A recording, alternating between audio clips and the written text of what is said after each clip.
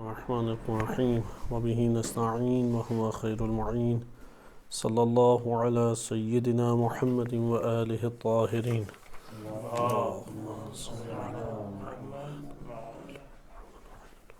سیاست امیر المومنین علیہ السلام از نہج البلاغہ آپ کی خدمت میں موضوع پیش کیا جا رہا تھا کہ اس میں ہم گزشتہ دروس میں ان مکتوبات کو مطالعہ کر رہے تھے جو امام علی علیہ السلام نے اپنے حکومتی دور میں معاویہ بن ابی سفیان کو تحریر کیے۔ امام علی علیہ السلام کے تقریباً 16 مکتوبات نہج البلاغہ میں وارد ہوئے ہیں، اور اگر ہم تمام کتابوں سے انہیں جمع کریں تو شاید اس کی تعداد 50 یا اس کے قریب پہنچ جاتی ہے۔ ہم صرف ان مکتوبات کو آپ کی خدمت میں ذکر کریں گے کہ جو نہج البلاغہ میں مذکور ہیں۔ نہج البلاغہ میں مکتوب نمبر 28 آپ کے سامنے بیان کیا جا رہا تھا۔ ہمارا ان مکتوبات کے پیش نظر جو اہم مقصد ہے وہ امام علی علیہ السلام کا معاویہ بن ابی سفیان کے بارے میں موقف اور بیعت نہ کرنے والوں کے بارے میں امام علی علیہ السلام کا اقدام ہے، اور سیاست امام علی علیہ السلام کے ان پہلوؤں سے ہم چند کلی مطالب کو اخذ کر سکتے ہیں۔ ہم مکتوب نمبر 28 میں جس جگہ پر پہنچے تھے وہ حصہ امام علی علیہ السلام کا یہ بیان کرنا تھا کہ جو معاویہ بن ابی سفیان نے ان کو ایک طعنہ دیا حضرت عثمان کے بارے میں کہ آپ اپنے ہی اس رشتہ دار سے حسد کرتے تھے اور ان کے خلاف لوگوں کو آپ نے قتل کے لیے ابھارا اور ان کے حق کو چھینا اور ان کی وقت کے اوپر مدد نہیں کی۔ یہ وہ مکتوب ہے کہ جو ہم پہلے ایک تیزی سے اجمالی طور پہ پڑھ چکے ہیں۔ امام علی علیہ السلام نے اس حصے کا جواب انتہائی بلیغ انداز میں دیا ہے۔ میں آپ کی خدمت میں مکتوب نمبر 28 کو پہلے پڑھ دیتا ہوں، اس کے بعد کچھ تشریحی نکات آپ کے سامنے پیش کیے جائیں گے، کیونکہ مکتوب نمبر 28 امام علیہ السلام کا ایک طولانی مکتوب ہے جو معاویہ بن ابی سفیان کو لکھا گیا، اور اس کے بعد بقیہ مکتوبات قدر مختصر ہیں۔ امام علیہ السلام آگے فرماتے ہیں، کیونکہ ہم گزشتہ درس میں یہ حصہ پڑھ چکے تھے کہ امام علیہ السلام نے مقایسہ کیا کہ ہم اہل بیت علیہم السلام یا گھرانے رسول صلی اللہ علیہ وسلم کے افراد، ان کو خداوند متعال نے خصوصی فضیلت اور اہمیت دی ہے۔ بہت ساروں کے بازو کٹے، لیکن جعفر طیار فقط امام علی علیہ السلام کے برادر عزیز جناب جعفر بن ابی طالب علیہ السلام کو میسر آیا۔ بہت سارے شہید ہوئے، لیکن سید الشہداء جناب حمزہ علیہ السلام کو لقب ملا۔ اسی طریقے سے امام علی علیہ السلام نے اپنے القاب بیان نہیں کیے اور یہ تذکرہ کیا کہ میں اپنی فضیلت تمہارے سامنے اس لیے ترک کرتا ہوں کہ انسان کا اپنے بارے میں خود تعریفیں کرنا اچھا نہیں ہے، کہ نہی اللہ عنہ من تزکیۃ المرء نفسہ، کہ انسان کا اپنے بارے میں خود تعریفیں کرنا کوئی خوشائند چیز نہیں ہے۔ اس لیے امام نے اپنے فضائل اور اپنے مراتب کو جو اللہ تعالیٰ نے انہیں عطا کیے ہیں امت کے تمام افراد پر، اس کا ذکر نہیں کیا۔ ہم جس جگہ پہ پہنچے تھے وہ یہ بات تھی کہ معاویہ بن ابی سفیان نے یہ تحریر کیا تھا امام علی علیہ السلام کو کہ آپ نے پہلے خلیفہ کے ساتھ بھی حسد کیا اور بیعت نہیں کرنا چاہتے تھے، جبکہ آپ کو اس طریقے سے کھینچ کے لایا گیا جیسے اونٹ کو نکیل ڈال کے ناک سے اور منہ سے پکڑ کے زور لگا کے کھینچ کے لے کے آتے ہیں، تب جا کے آپ نے چار ناچار بیعت کی۔ اور اس کے بعد خلیفہ دوم کی باری آئی، اس سے بھی آپ نے اسی طریقے سے ایک اختلاف کیا، جھگڑا کیا، حسد کیا، اور جب خلیفہ سوم کی باری آئی تو ایک واویلا گویا کہ مچ گیا، اور ان کے بارے میں پھر مختلف باتیں۔ تو ہم نے گزشتہ درس کا اختتام اسی مسئلے پہ ہوا تھا کہ اس کا جو جواب دیا، کیونکہ معاویہ بن ابی سفیان کی اصل میں خواہش یہ تھی، اور بعض نے یہ تحریر بھی کیا ہے،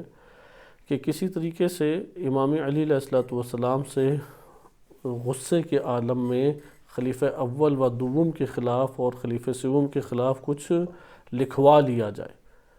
اور وہ پھر جو لکھوایا جائے گا اسے وہ پورے معاشرے میں، عراق میں اور شام میں نشر کریں اور لوگوں کو ابھاریں۔ لہٰذا چن چن کے ایسے بعض نکات لکھے کہ جس سے انسان غصہ غضب کا شکار ہو جاتا ہے اور شدید جذبات میں آ جاتا ہے، لیکن امام علیہ الصلوۃ والسلام نے کمال تحمل کا مظاہرہ کیا اور اس موضوع کی پر زیادہ گفتگو ہی نہیں کی، کیونکہ خلیفہ اول و خلیفہ دوم کا جو دور ہے کہ نبی صلی اللہ علیہ وسلم کے بعد امت اسلامیہ نے چونکہ انہی دو بزرگان کا دور دیکھا تھا، تو لوگ اسی کو اسلام سمجھتے تھے جو حضرت ابوبکر اور حضرت عمر نے نشر کیا ہے، جبکہ امام علی علیہ الصلوۃ والسلام جو موقف رکھتے تھے اور جو اختلاف رکھتے تھے حضرت ابوبکر اور حضرت عمر سے، وہ لوگوں کو اس طریقے سے نہ معلوم ہوا اور نہ انہوں نے امام علی علیہ السلام کی خلافت اور امامت کو دیکھا تھا۔ فضائل سنے ہوئے تھے، اور نبی صلی اللہ علیہ وسلم نے جو تمام صحابہ کی پر ان کے کمالات کی بنیاد پر فوقیت انہیں دی تھی، اس کا اعتراف حضرت ابوبکر حضرت عمر بھی کرتے تھے۔ لہٰذا معاشرے کے اندر اس نوع سے، اس اعتبار سے اعتراف موجود تھا کہ امام علی علیہ السلام علم کے اعتبار سے، شجاعت کے اعتبار سے اور قضاوت کے اعتبار سے انتہائی کمال رکھتے ہیں، عبادت اور زہد میں کوئی ان سے آگے نہیں ہے، لیکن حکومت اور ریاست کے عنوان سے لوگوں کے ذہن اس طریقے سے آمادہ آغاز میں نہیں تھے، اس لیے حضرت ابوبکر اور حضرت عمر کے دور میں جو چیزیں اسلام کے عنوان سے نشر ہوئیں، لوگوں نے اسے قبول کیا، فتوحات کا ایک سلسلہ شروع ہوا اور علاقوں پر علاقے جو ہیں وہ قابو میں آتے چلے گئے، قبضہ ہوتے رہے اور فتح ہوتے رہے، اور ظاہری طور پہ جو ریاست اسلامی ہے اس کے خد و خال اور اس کے جو حدود ہیں وہ بہت وسیع ہو گئے، اور اس کے نتیجے میں عالم اسلام سے غربت یکسر طور پہ ختم ہو گئی۔ اور خلیفہ ثانی کے دور میں چونکہ مینجمنٹ اور مدیریت معاشرے کے اندر ان کی انتہائی سخت گیری کے ساتھ تھی، تو اس لیے جرائم کی جو ریشو تھی وہ نسبتاً کم تھی۔ حضرت عثمان کے دور میں تو کنٹرول ہی نہیں ان سے ہوئے کہ جو ان کے گورنر تھے، جو ان کی طرف سے بنائے ہوئے حاکم تھے، وہ کنٹرول نہیں کیے جا سکے، لیکن حضرت عمر کے دور میں اس طرح نہیں تھا۔ حضرت عمر کے دور میں وہ بہت سختی کے ساتھ ان کو کنٹرول کرتے اور ان کے اوپر فوراً حد جاری کرتے تھے۔ یہ ایک الگ مسئلہ ہے کہ وہ حد آیا اسلامی قضاوت کے اور شریعت کے قوانین کے عین مطابق ہے یا نہیں، لیکن یہ تھا کہ زور اور قوت اور سختی کے ہمراہ معاشرے کو کنٹرول کیا ہوا تھا، یعنی قانون کو اجرا کرنے کے اعتبار سے جلدی بھی دکھاتے تھے اور سختی بھی دکھائی جاتی تھی۔ لہذا اب جو معاشرہ بن چکا تھا اس میں امام علی علیہ السلام کے لیے جو ہمارے پاس تاریخ اہل بیت علیہم السلام سے بھی آئی ہے، احادیث میں جو آئے، آج آپ کی خدمت میں چند احادیث پیش کی جائیں گی۔ امام علیہ السلام کے لیے برملا طور پہ حضرت ابوبکر حضرت عمر کو کچھ کہنے کی فرصت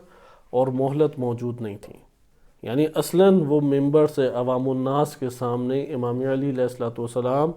خلیفہ اول و خلیفہ دوم کے خلاف کوئی بات نہیں کہہ سکتے تھے، وَإِلَّا معاشرہ ان کے خلاف ہو جاتا۔ اور اس کی ہمارے پاس دلیل جو کہ آپ کئی دفعہ ملاحظہ کر چکے ہیں، تہذیب الاحکام میں صحیح سند روایت ہے امام صادق علیہ السلام سے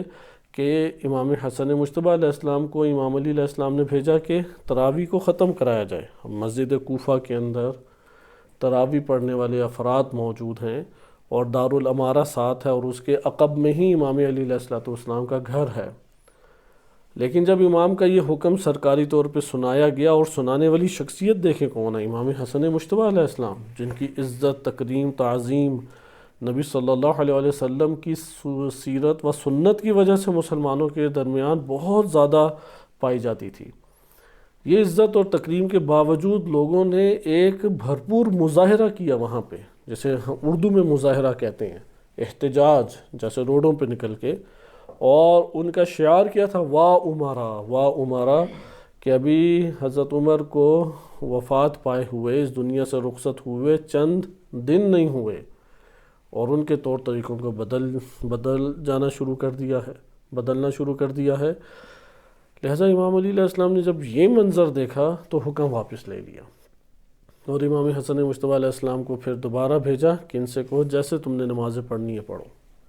اسے آپ اندازہ لگائیں کہ ایک ایسی چیز جو امام علی علیہ السلام کی نظر میں بدعت ہے، حضرت عمر نے جماعت شروع کرائی تھی مستحب نمازوں کی، وإلا مستحب نمازوں کی اصل یہ ہے روایات اہل بیت علیہم السلام میں، اصل قاعدہ یہ ہے کہ واجب نماز کے علاوہ جماعت نہیں ہو سکتی، واجب نماز کے علاوہ جماعت نہیں ہوتی، مگر یہ کہ کسی حدیث میں یہ بات آ جائے کہ فلاں مستحب نماز کی بھی جماعت کرا سکتے ہو، جیسے نماز استسقاء ہے کہ حقیقت میں وہ ایک دعا ہے، وإلا نماز مستحب کی جماعت نہیں ہوتی۔ لیکن حضرت عمر نے مستحب نماز جو کہ فرادہ پڑھی جاتی تھی اور رمضان المبارک کی راہ میں، اسے جماعت کے ساتھ تراویح کی صورت میں شروع کیا۔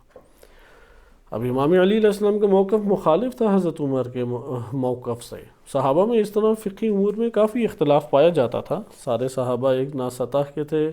اور نہ علمی مرتبے کے اعتبار سے یکساں سطح یا مرتبے کے اوپر فائز تھے۔ بس آپ نے ادھر ملاحظہ کیا کہ یہاں پہ معاویہ بن ابی سفیان کی خواہش کیا تھی کہ ابھارے غصے میں لائیں کہ دیکھو تمہیں اے علی تمہارے ساتھ کیا کیا، رسیاں ڈالی گئیں، کھینچ کے لایا گیا، بیع زبردستی کرائی گئی، زور زبردستی کی گئی، اور ہر خلیفہ کے ساتھ تم الجھتے رہے۔ یہ اموی میں جو بنو امیہ، کیونکہ بنو امیہ نے ہی یہ نظریات پھر خوب نشر کی، یعنی آپ یہ کہہ لیں کہ حضرت عمر کی سیرت اور ان کی روش اور حضرت عثمان کے طور طریقے بنو امیہ نے عالم اسلام میں جو 100 سال حکومت کی اس میں محکم طور پہ انہوں نے اجرا کی اسے، اور اسی کو سرکاری طور پہ لے کے چلے تاکہ اس کے مد مقابل جو اہل بیت علیہ السلام کا موقف ہے وہ پنپ نہ پائے، وہ نشوونما نہ پائے۔ لہٰذا یہ وہ وجہ ہے کہ آپ کو آج بھی اہل سنت کی صورت میں زیادہ تر وہی آپ کو دین نظر آتا ہے کہ جو صحابہ کرام، لیکن کون سے صحابہ کرام؟ وہ صحابہ کرام جو اس دور میں سیاسی اعتبار سے حضرت ابوبکر، حضرت عمر، حضرت عثمان کے گروہ میں شمار ہوتے تھے، ان سے دین لیا گیا سارا۔ مثلا جناب سلمان کی بہت عزت تقدیم اہل سنت کرتے ہیں، لیکن وہ سیاسی اعتبار سے امام علی علیہ السلام کے گروہ میں شمار ہوتے تھے، حدیثیں نہیں ہیں ان سے۔ عمار ہیں، ابو ذر ہیں، مقداد ہیں، حذیفہ بن یمان ہیں، خزیمہ بن ثابت ہیں، یہ شخصیات سیاسی طور پہ کیا شمار ہوتی تھیں؟ امام علی علیہ السلام کے گروہ میں۔ لہٰذا آپ دیکھیں نہ ہونے کے برابر حدیثیں ان سے، لیکن وہ صحابہ یا تو نیوٹرل تھے یا حضرت ابوبکر، حضرت عمر کے سیاسی اعتبار سے گروہ میں شمار ہوتے تھے۔ اہل سنت نے تمام تقریباً حدیثیں ان سے لیں۔ مثلا جناب ابو سعید خدری رضی اللہ عنہ ظاہری طور پہ نیوٹرل شمار ہوتے تھے، طرفدار تھے اہل بیت علیہ السلام کے کہ کثیر احادیث آئی ہیں، لیکن نیوٹرل شمار ہوتے تھے، اہل سنت ان سے حدیثیں لیں۔ حتیٰ جناب عبداللہ ابن عباس کے اگرچہ سیاسی طور پہ امام علی علیہ السلام کے گروہ میں شمار ہوتے تھے، لیکن امام علی علیہ السلام کے گروہ میں ایسا شمار ہوتے تھے کہ حضرت ابوبکر، حضرت عمر کے گروہ میں بھی وہ شمار ہیں، یعنی امام علی علیہ السلام کے مد مقابل اپنی رائے رکھتے تھے، ان کے سامنے کاملاً سر تسلیم خم نہیں تھے، کاملاً مطیع نہیں تھے، اس لیے کئی جگہوں پہ اپنی رائے دیتے تھے، کئی جگہوں پہ اختلاف امام علی علیہ السلام سے کر جاتے تھے، یعنی مثل سلمان، ابو ذر، مالک، مقداد اس طرح کی کیفیت یا صورتحال موجود جناب عبداللہ بن عباس رضی اللہ عنہ کی ہی نہیں تھی۔ لہٰذا آپ نے دیکھا کہ موجودہ جو اہل سنت مکتب تشکیل پایا ہے پھر وہ اسی انداز میں پایا، لہٰذا یہاں پہ ہمیں وہ حکمت سمجھنی چاہیے کہ امام علی علیہ السلام نے کن بنیادوں کے اوپر خاموشی کو اختیار کیا، کن بنیادوں کے اوپر امیر المومنین علیہ السلام نے اس دور کے خلفاء کے خلاف گفتگو کرنے کو قبول نہیں کیا اور نہ ہی گفتگو کی، حالانکہ معاویہ بن ابی سفیان نے بہت ابھارا۔ وہ حکمت آج بھی اسی طریقے سے باقی ہے، بلکہ اس سے شدید تر ہو چکی ہے، کیونکہ اس وقت ایک مکتب کی صورت اختیار نہیں تھی، آج کے دور میں ایک مکتب کی صورت اختیار ہے۔ بالفاظ دیگر اگر ہم بعنوان شیعہ بات کریں، بعنوان پیرو اہل بیت علیہ السلام بات کریں کہ حضرت ابوبکر اور حضرت عمر کے شیعہ بالعموم خلیفہ اول و خلیفہ دوم خلافت کو قبول نہیں کرتے، اور امیر المومنین علیہ السلام کو خلیفہ قبول کرتے ہیں، چاہے دنیا انہیں حق دے یا نہ دے، اللہ نے انہیں بنایا اور اللہ نے انہیں حق دیا۔ دوسرا ان سے جو بھی ٹکراؤ کرے ہم اس ٹکراؤ کرنے والے کو باطل پہ اور امیر المومنین علیہ السلام کو حق پہ شمار کرتے، کوئی بھی ہستی آ جائے۔ اور یہ تعلیمات نبی صلی اللہ علیہ وسلم کی ہے۔ مکتب تشیع اس بات کا شدت سے قائل ہے کہ جو علی علیہ السلام کے مخالف ہے، مخالف ہونے کی بنیاد پہ اس سے خلاف اور اختلاف کیا جائے۔ ہو نہیں سکتا کہ امیر المومنین علیہ السلام یا امام اہل بیت علیہ السلام ایک چیز میں اختلاف رکھتے ہیں، بعنوان شیعہ اس سے موافق انسان ہو جائے، نہیں ہو سکتا۔ شیعہ ہوتے ہوئے یہ ممکن نہیں ہے۔ ہاں جبری اور اکراہن اگر کسی سے کوئی اعتراف کرا دے وہ ایک الگ بات ہے۔ اختیار کے دائرے میں رہتے ہوئے کوئی شیعہ یہ نہیں کر سکتا کہ اختلاف اگر اہل بیت سے ہے تو اختلافی نقطے سے موافقت کر لیں، ایسا ممکن نہیں ہے۔ اب ہم اس کو اگر مد نظر رکھیں، اہل سنت اس پہ حیران ہوتے ہیں کیونکہ شیعہ چھوٹا گروہ نہیں ہے اس وقت عالم اسلام میں، اگرچہ وہ اقلیت نہیں رکھتا جو اہل سنت کے پاس ہے، لیکن اس کے باوجود امت اسلامیہ کا 30 سے 35% حصہ ہے۔ 30 سے 35% حصہ کوئی گردنیں اڑا کے تو ختم نہیں کیا جا سکتا، یعنی یہ کوئی 20 کروڑ سے اوپر آبادی بنتی ہے پوری دنیا میں۔ عالم اسلام کی 1 ارب کچھ آبادی ہے، تو 20 کروڑ سے 30 کروڑ کے درمیان جو آبادی ہے وہ مکتب اہل بیت علیہ السلام کی، شیعوں کی۔ اگر اسماعیلی اور زیدی ہٹا دیں آپ، شیعہ اثنا عشری کی آبادی 20 کروڑ سے اوپر ہے، اور یہ 20 کروڑ کی آبادی کو آپ تلوار سے تو نہیں ختم کر سکتے۔ اور یہ اختلاف کی نوعیتیں ماضی میں در حقیقت اس کے بیج بوئے گئے اور وہ پنپ اٹھے اور نشوونما انہوں نے پائی اور پھر مکتب کی صورتیں اختیار کر لی۔ ہم اگر مکتب اہل بیت علیہ السلام کے دائرے میں رہتے ہوئے گفتگو کریں تو یہ کہہ سکتے ہیں کہ نبی صلی اللہ علیہ وسلم کی رحلت کے بعد ایک شبہ امت اسلامیہ میں ایجاد ہو گیا۔ آپ اس شبہ کو تبرہ کے ذریعے سے دور نہیں کر سکتے۔ اہل سنت شیعوں کو کہیں گے کہ شبہ ایجاد ہو گیا، شیعہ یہ کہیں گے اہل سنت میں شبہ ایجاد، امت کیونکہ ایک امت کے فرد ہیں۔ یہ تو نہیں ہے کہ اہل سنت کہیں اور سے آئیں یا شیعہ کہیں اور سے آئیں، یہ تو نہیں ہے، ایک ہی امت کے فرد ہیں، ایک ہی شخصیات سے یہ سارا کا سارا سلسلہ چلا ہے، اور ربط اور تعلق اندر ایک گھر کی بات ہے۔ یہ گھر کے باہر سے شیعہ کوئی بھی نہیں آیا، گھر کے اندر ہی یہ تقسیم بنی ہے اور سیاست کے امر کے اوپر یہ تقسیم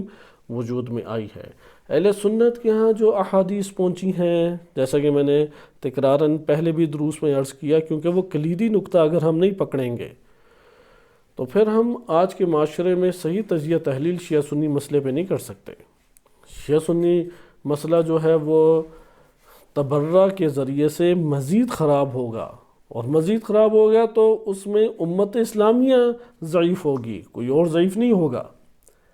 مثلا اس وقت غرب عالم پوری دنیا کے اوپر چھاتا جا رہا ہے، مقابلے میں ولایت فقیہ کے نظام کی صورت میں عالم اسلام میں ایک اہل حق گروہ کھڑا ہے اور ٹکراؤ میں ہے۔ اب یہاں پہ وہ براہ راست ٹکراؤ کرے تو بندے تو مارے جائیں گے یا نہیں، باطل کے بھی بندے مارے جائیں گے، لیکن وہ اپنے بندے نہیں دینا چاہتا۔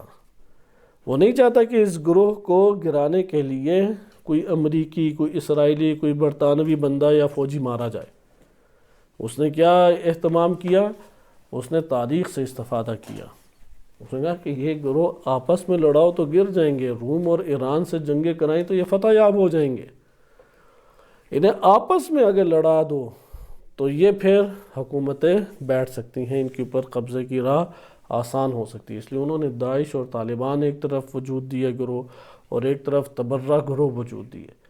ان کے ذریعے سے خوب تبرہ کراتے ہیں اور یہ اپنے طور پہ استدلال لے کے آتے ہیں، اور یہ پھر جب ان تک ویڈیوز پہنچتی ہیں اور ان تک یہ سارے کے سارے امور پہنچتے ہیں تو یہ پھر فتاویٰ اور جذبات اور ایک خوب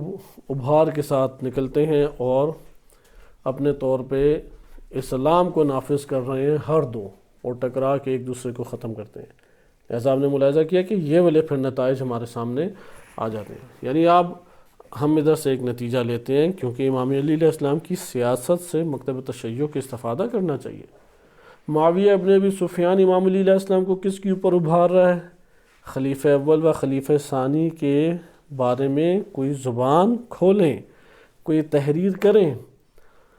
تاکہ وہ کیا سیاست بعد میں کرے، شام اور عراق میں پھیلائے، کیونکہ شام اور عراق میں خلیفہ ثانی اور خلیفہ اول ان کو وہ خلیفہ مانتے تھے، وہ اپنا سب سے اوپر سربراہ مانتے تھے، اور یہاں پہ ایک انتشار کی فضا پھیلا کے پھر امام علی علیہ السلام کے مقابلے میں انہی کے گروہ کو لانے کی کوشش کی جائے۔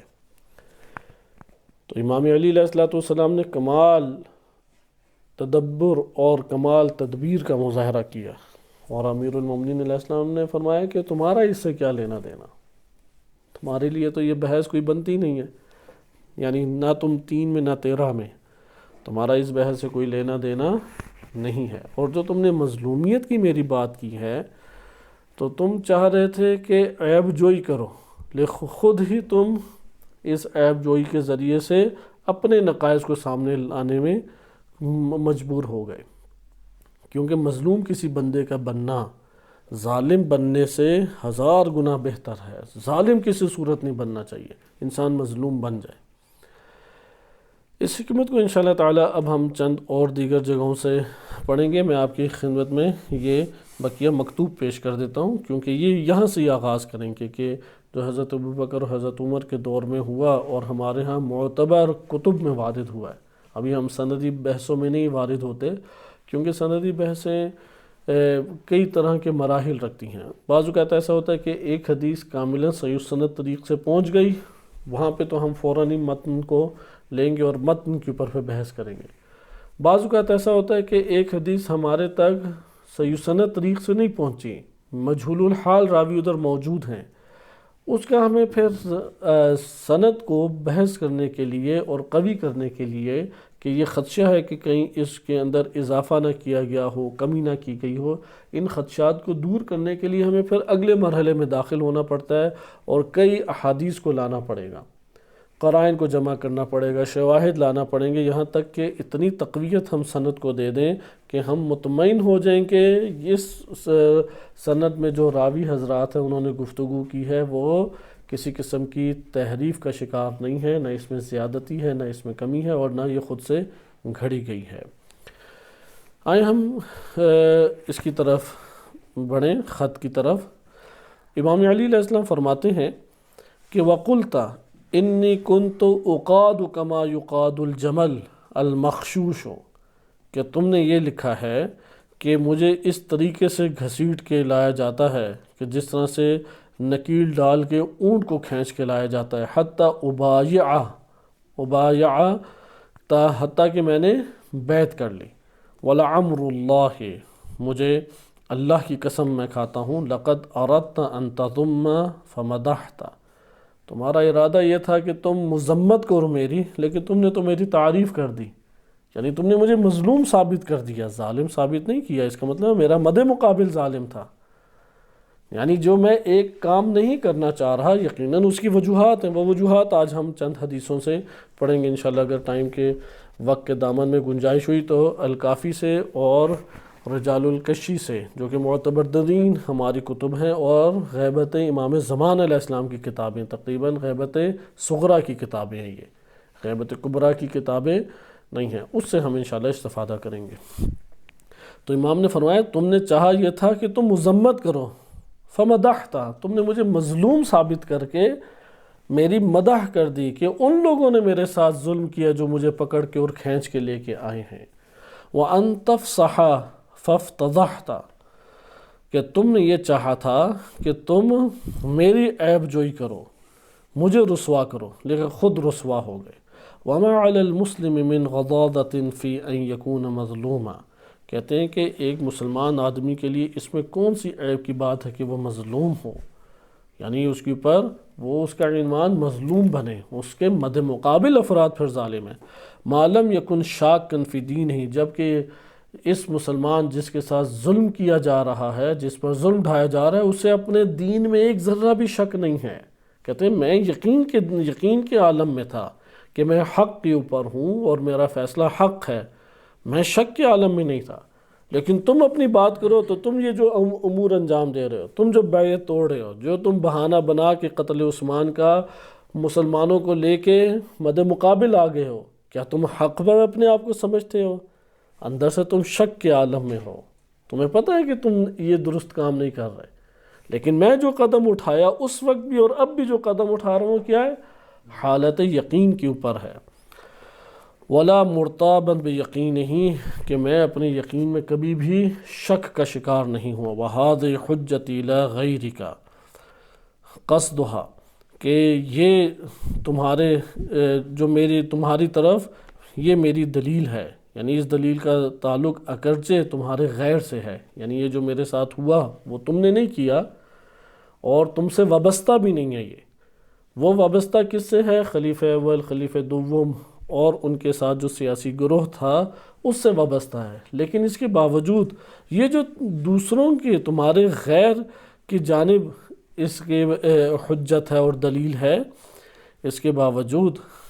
مناسب جو تھا وہ یہی ہے کہ میں یہاں پہ اس کی تفصیل بیان نہ کروں، کیونکہ تم سے اس کا تعلق نہیں ہے۔ اس کا تعلق کس سے ہے؟ وہ آغاز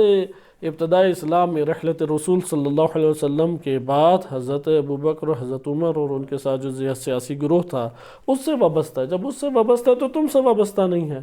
اور تم سے وابستہ نہیں ہے تو اس مسئلے کو میں تمہارے سامنے بیان بھی نہیں کرنا چاہتا۔ یعنی اس کی سازش کو توڑا امام نے۔ یہ بہت اہم نقطہ ہے آج کے دور میں بالخصوص۔ اس وقت سوشل میڈیا کے اوپر ایک آگ لگائی ہوئی ہے، ایک آگ، اور جتنے افراد ان سازشی عناصر کو تقویت دے رہے ہیں وہ عالم اسلام میں موجود نہیں ہے۔ یہ تعجب کی بات ہے۔ عوام کو بھڑکانے والے، عوام سے لانتے کروانے والے، یہ سارے کے سارے کہاں موجود ہیں؟ عالم کفر میں بیٹھے ہوئے ہیں۔ یہ شائبہ نہ ہو، جیسے کہ ایک برادر سے گفتگو ہو رہی تھی، وہ کہتے ہیں کہ عالم کفر میں تو رہبر کے نمائندے بھی ہیں۔ ہم یہ تھوڑی کہتے ہیں کہ عالم کفر میں کوئی مسلمان نہ جائے، ہم یہ کہتے ہیں کہ یہ جو لانتوں کا سلسلہ ہے، جو برطانوی اور استعماری سازشوں کی تقویت کا باعث بننے والے افراد ہیں، ان کی ساری فعالیت کہاں سے ہو رہی ہے؟ ان کے لیے اس وقت قلعہ کون سی جگہ ہے؟ وہ برطانیہ اور امریکہ ہے۔ وہ مرکز کفر و شرک ان کا ہے، مرکز کفر و شرک میں انہوں نے پناہ لی ہوئی ہے، اور اسی جگہ پہ بیٹھ کے وہ امریکی اور استعماری سازشوں کو تقویت دیتے ہیں۔ جیسے آپ ادھر دیکھیں کہ معاویہ ابن ابی سفیان کی شدید خواہش کیا تھی؟ امیر المومنین علیہ السلام حضرت ابوبکر اور حضرت عمر کے بارے میں جو اختلاف رکھتے تھے اس اختلاف کو تفصیل سے بیان کریں، یا اس اختلاف کے بارے میں اپنے غم و غصے کا اظہار کریں، کیونکہ اب ان کے پاس قدرت ہے، اب ان کے پاس حکومت ہے، اب لشکر ہے۔ یعنی ملک کا 80% حصہ امیر المومنین علیہ السلام کے پاس ہے، بیت المال امام علی علیہ السلام کے پاس ہے، فوج ہے، انٹیلیجنس ہے، پولیس ہے، ادارے ہیں، پوری کی پوری عدالتیں ہیں، سب امام علی علیہ السلام کے ہاتھ میں ہیں۔ لہٰذا یہاں پہ جو قدرت کا احساس کرتا ہے وہ فوراً اظہار کرے گا یا نہیں؟ لیکن امام سازش سمجھ گئے کہ یہ چاہ کیا رہا ہے۔ آج کے دور میں بھی واقعاً و حقیقتاً ایسے ہی ہے۔ آج کے دور میں کئی ہمارے علماء ہیں، آپ سوشل میڈیا کے اوپر دیکھیں اور بہت تعجب بھی ہوتا ہے، اور واقعاً انسان اس سادہ لوہی کو دیکھتے ہوئے، کیونکہ امام علی علیہ السلام کے مد مقابل بھی بے شعور طبقہ تھا جس کی وجہ سے امام تنہا ہو گئے، اور یہاں پر بھی یہی ہے کہ دشمن یہی سازش کرنا چاہتا ہے کہ آپس میں شدید ٹکراؤ کروائے اور خوب جذبات کے ساتھ اگلوائے، جو وہ اپنے اندر جس نوعیت کے بھی موقف کو رکھتے ہیں، جس نوعیت کے بھی افکار رکھتے ہیں۔ یقیناً ایک عام بندہ جو تعصب کی ایک بیماری میں مبتلا ہے، وہ جب منہ سے کلمات نکالے گا وہ تو اپنوں کو لان تان سے نہیں چھوڑتا، کجا یہ کہ جن سے وہ مخالفت کرتا ہے یا جن کو دشمن سمجھتا ہے ان کو لان تان ان کے اوپر نہیں کرے گا۔ لہٰذا اس نے تو اپنے علماء کے اوپر ہی لان تان شروع کر دیا، طبقہ ہمارے پاس معاشرے میں ایسا بیٹھا ہے۔ اب آپ حضرت عمر کہہ دیں، حضرت ابوبکر کہہ دیں، اب گفتگو ہماری جو چل رہی ہے اس میں ایک تجزیہ تحلیل ہم کر رہے ہیں، مقامی تجزیہ تحلیل میں ہے، یا اس معاشرے کو بیان کیا جا رہا ہے یا سازشی عناصر کو بیان کیا جا رہا ہے، وہ ساری باتیں کاٹ کے 30 سیکنڈ 40 سیکنڈ کا کلپ بنائے گا اور اس کے اوپر ٹائٹل دے گا حضرت ابوبکر حضرت عمر کی تعریف اس فرد نے کر دی، اور پھر آپ نیچے دیکھیں لان تان کی ایک لائن، اور کتنے لوگوں کو اس نے شیئر کیا ہوگا، اور پوری کی پوری دنیا میں اس کو بدنام کرنے کی کوشش ہے۔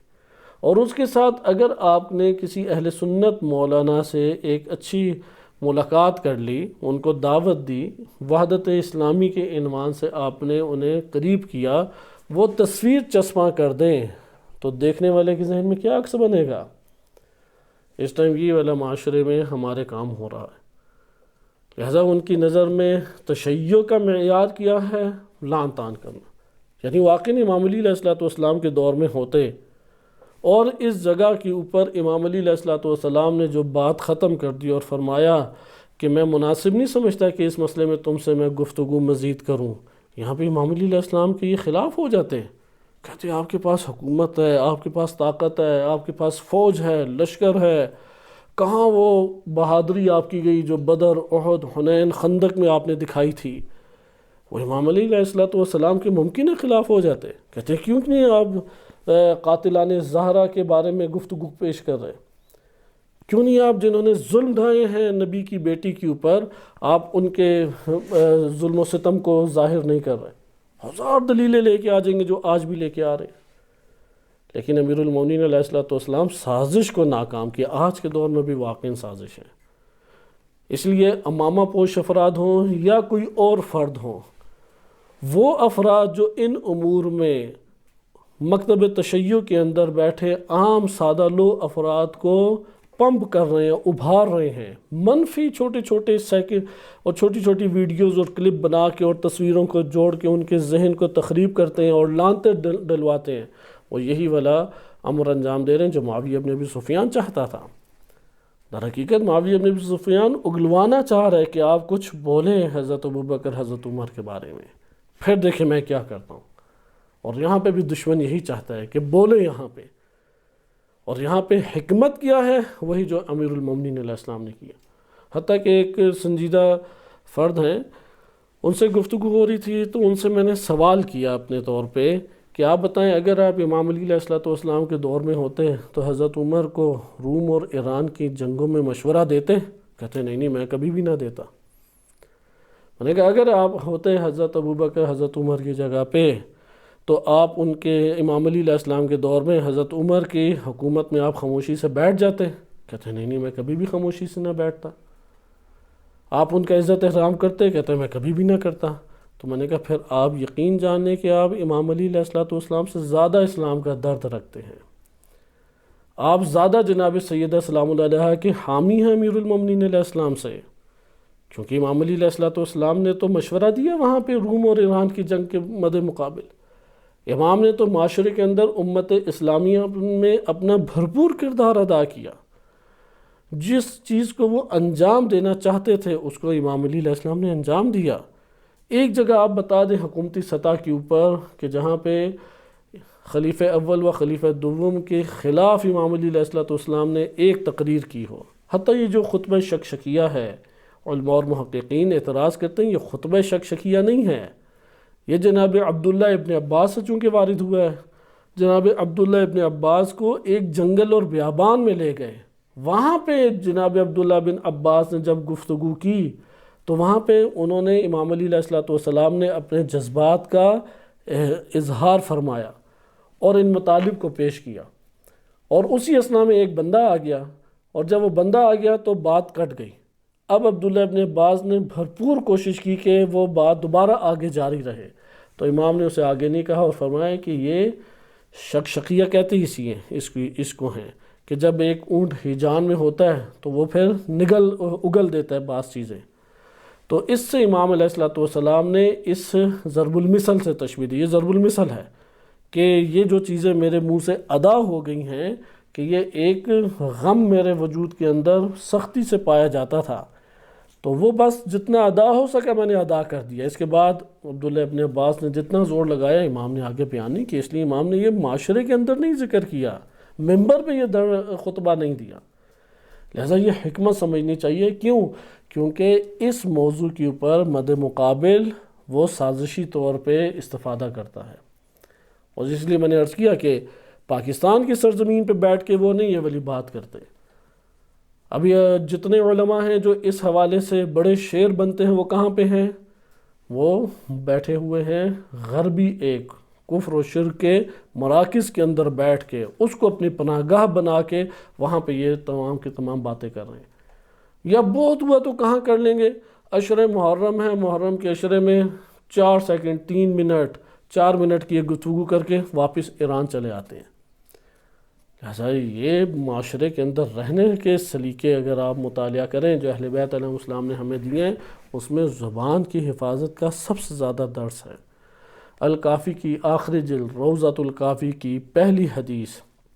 امام صادق علیہ السلام کا ایک مکتوب ہے، طویل مکتوب ہے۔ امام علیہ السلام نے فرمایا کہ یہ ہر شیعہ اپنے گھر میں جہاں نماز پڑھتا ہے ادھر سامنے دیوار پہ لگا دے، اور اس کو نماز کے بعد سب کے سامنے اول سے آخر تک اس کو پڑھے، اور اس کے مطالب سے عہد و پیمان باندھے کہ اللہ میں تیرے ساتھ عہد و پیمان باندھتا ہوں کہ میں ان مطالب کے اوپر عمل پیرا ہوں گا اور اس کے مطابق زندگی بسر کروں گا۔ اور اگر آپ اس مکتوب کو، اس خط کو جو امام نے تمام شیعوں کے نام لکھا اور شیعوں کے گھر گھر تک وہ پہنچایا گیا، اس میں 40 سے 50% حصہ زبان کے بارے میں ہے۔ امام فرماتے ہیں کہ تم ان کے ساتھ، مخالفین کے ساتھ اپنے مل کے زندگی بسر کرتے ہو، کوئی ایسی بات نہ کہو کہ جس سے اختلاف برپا ہو، زبان کو کنٹرول رکھو۔ دینو فیما بینکم و بینہم، وہ دین ظاہری طور پہ اختیار کرو ان کے سامنے جو تمہارے اور ان کے درمیان مشترک ہے۔ لہذا اب اس حکمت ہمارے سامنے ہے، یعنی ابھی ہمارے پاس ممبر، سوشل میڈیا، آواز صادر کرنا اور کسی پناہ گاہ میں پناہ لے لینا، یہ ثابت ہو جائے تو ہم کیا شروع کر دیتے ہیں؟ فوراً ایک ایسا عمل شروع کر دیتے ہیں کہ جس سے عالم اسلام میں شیعہ سنی رہنے کے قابل نہ بنے۔ ادھر آپ حکمت دیکھیں، امام علی علیہ السلام حکومت میں ہیں، 80% ملک کا حصہ امام کے ہاتھ میں ہے، 80% بھی احتیاط کی بنیاد پہ کہہ رہے ہیں کہ شام کو نکالیں، وَإِلَّا 90% ہمیں کہنا چاہیے، کیونکہ شام ایک خطہ ہے، بس ایک کنارے پہ خطہ ہے جو کہ پہلے عالم اسلام کا حصہ نہیں تھا، بعد میں عالم اسلام کا حصہ بنا۔ وَإِلَّا سارا کا سارا عالم اسلام امام علی علیہ السلام کے ہاتھ میں تھا، لیکن امام نے اس قدرت کے باوجود بھی اس سازش کو برے طریقے سے ناکام کیا، اور خلیفہ ہوتے ہوئے بھی حضرت ابوبکر، حضرت عمر سے جو اختلاف تھا اس کو برملا طور پہ لوگوں کے سامنے بیان نہیں فرمایا۔ آگے دیکھیں، پھر امام فرماتے ہیں کہ پھر تم نے میرے اور عثمان کے معاملے کا ذکر کیا ہے۔ میں عربی ترک کرتا ہوں، جہاں پہ ضرب المثل آئے گی وہاں پہ میں آپ کے سامنے اس ضرب المثل کی تھوڑی سی تشریح پیش کرتا ہوں کہ پھر تم نے میرے اور عثمان کے معاملے کا ذکر کیا ہے، تو وہاں اس میں تمہیں حق پہنچتا ہے کہ تمہیں جواب دیا جائے، کیونکہ تمہاری ان سے قرابت داری تھی، رشتہ داری تھی۔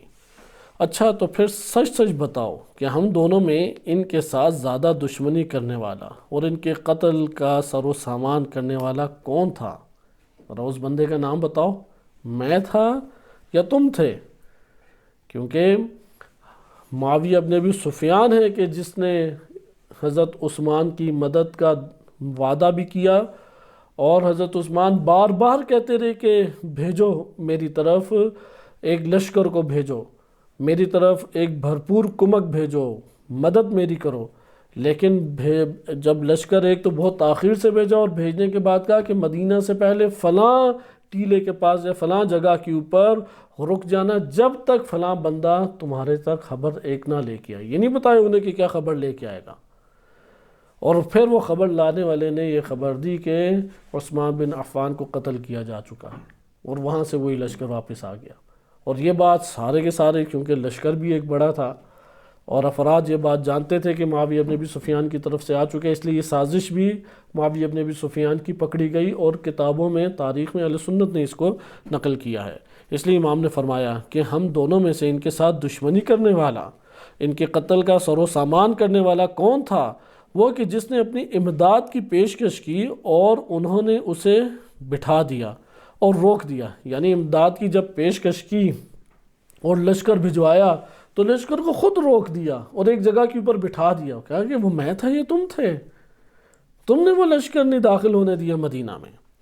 وہ کہ جس سے انہوں نے مدد چاہی اور وہ ٹال گیا، کہ تم سے مسلسل حضرت عثمان مدد مانگتے رہے اور تم ٹال مٹول سے کام لیتے رہے، تم نے تو لشکر ہی نہیں بھیجے۔ اسی لیے امام علی علیہ السلام کے تقاضے کے مطابق جو قاتلین عثمان، ان میں وہ قاتلین عثمان میں معاویہ بن ابی سفیان کو بھی قصوروار سمجھتے تھے۔ امام علی علیہ السلام معاویہ بن ابی سفیان کو اس سازش کا حصہ سمجھتے تھے جو حضرت عثمان کو قتل کیا گیا ہے، کیونکہ وہ اپنے طور پہ پوری ایک زمین فراہم کر رہا تھا معاویہ بن ابی سفیان کے کسی طرح حکومت کو ہاتھ میں لیا جائے۔ اور ان کے لیے موت کے اسباب مہیا کیے، یہاں تک کہ ان کے مقدر کی موت نے انہیں آ گھیرا۔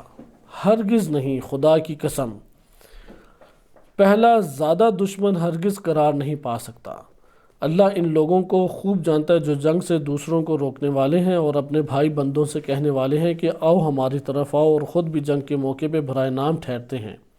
یہاں پہ امام علیہ السلام در حقیقت اب بیان کر رہے ہیں کہ اللہ سبحانہ و تعالیٰ کو پتہ ہے کہ کس نے مدد کی جب مدد کے لیے پکارا، کیونکہ شیعہ سنی کتب میں یہ وارد ہوا ہے، اگرچہ تاریخ کے باب سے یہ بات آئی ہے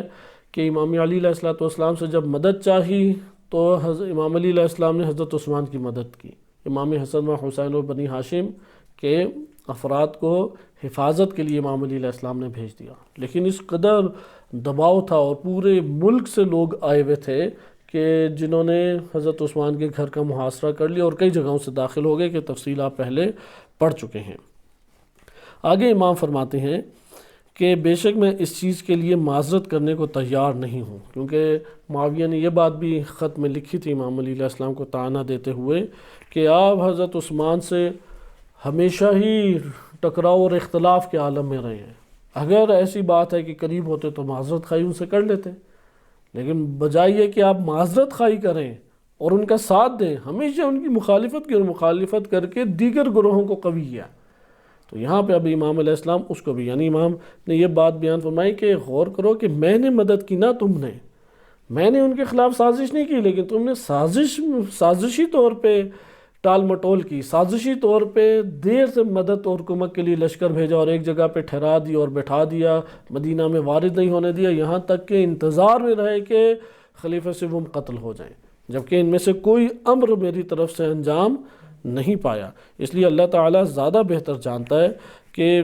کون لوگ ہیں کہ جو جنگ میں آگے بڑھنے والے ہیں اور کون بیٹھ جانے والے ہیں۔ پھر آگے امام فرماتے ہیں کہ یہ جو تم نے بات کی تو میں معذرت خواہی کس بات کی کروں؟ صحیح، وما كنت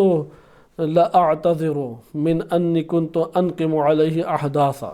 کہ انہوں نے جو بعض بدعتوں کو، نئی چیزوں کو جنم دیا تھا، میں کیسے اس کے اوپر راضی ہو سکتا ہوں؟ میں نے اسے ناپسند کیا اور اس کے اوپر اعتراض کیا،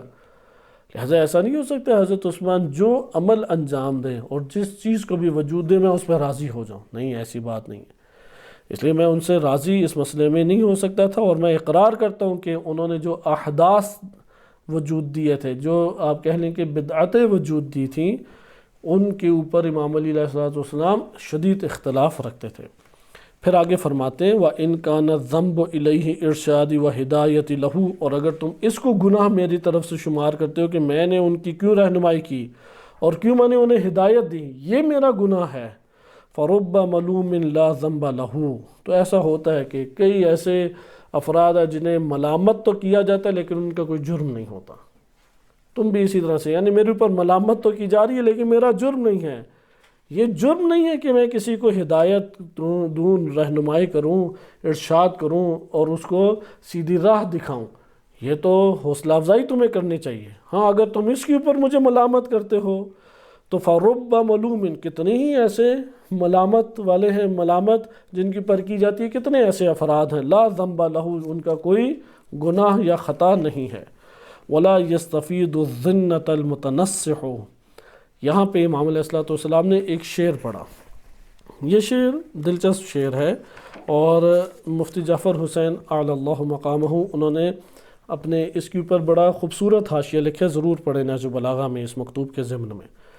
اس میں یہ ذکر کرتے ہیں، یہ تمثیلی شعر ہے۔ امام علی علیہ السلام نے شعراء جو زمانے جاہلیت کے شعراء تھے، ان کے بعض بلیغ شعراء تھے، ان کے چھوٹے چھوٹے مصرے وہ ضرب المثل بن گئے، پورے اشعار میں سے ایک مصرع جو ہے وہ کیا بن گیا؟ ضرب المثل۔ تو امام علیہ السلام نے پھر ضرب المثل کے ذریعے سے معاویہ ابن ابی سفیان کو جواب دیا، اور ضرب المثل کا مطلب ایک تیر کی مانند ہوتا ہے، جو معنی اپنے وجود میں چھپائے ہوئے ہے اور پڑھنے والے کے قلب میں جا کے پیوست ہوتا ہے۔ اس لیے امام علیہ السلام نے پے در پہ ضرب المثل اس مکتوب میں استعمال کی، جیسے آپ پیچھے پڑھ چکے ہیں کہ ناقل تمر حجرہ، یا وہ کہ جو اپنے استاد کو ہی تیر سکھانے بیٹھ جائے،